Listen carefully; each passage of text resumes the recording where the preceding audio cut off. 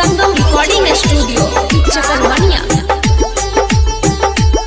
Singing by Sagar Suman. मिलते हम मौका भाई रे डाडल कई धोखा हाथ पर लिखल छै हमर नाम रे।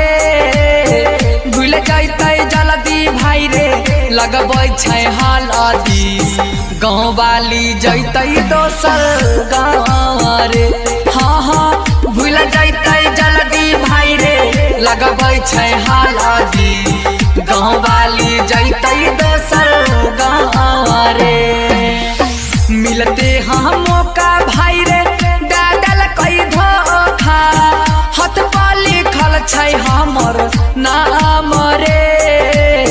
भूल जैतै जल्दी भाई रे लगबै छै हल्दी गाँव वाली जैतै दोसर गाँव रे।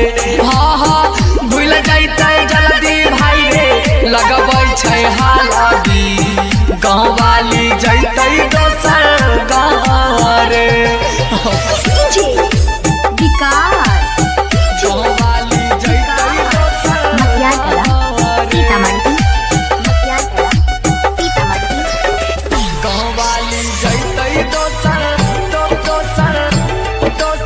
रिकॉर्डिंग बाय दुर्गेश जी। गाँव वाली जैतै दोसर गाँव रे। ये बात सोची सोची छछनै छै काया हटनै छै ओकरा से माया रे। मन है छै ओकरा संगे हम चली जाइए खोज लेलकै ससुरा जाय के दारे।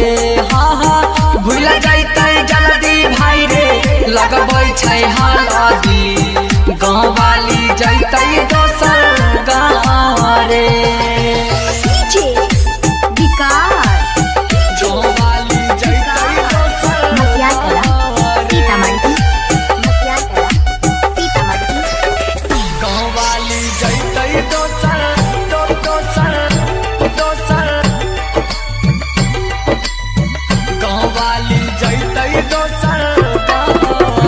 सागर सुमन के कलकै जिंदगी से दूर रे भे गेलियै हम मजबूरी रे। सुन रे रणधीर संगतिया बिगड़ल छै हमरो मतिया बन जैतै दुर्गे सवा के बाहू रे।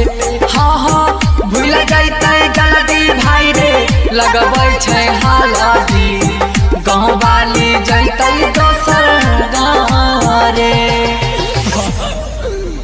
संगम रिकॉर्डिंग स्टूडियो चकरमनिया।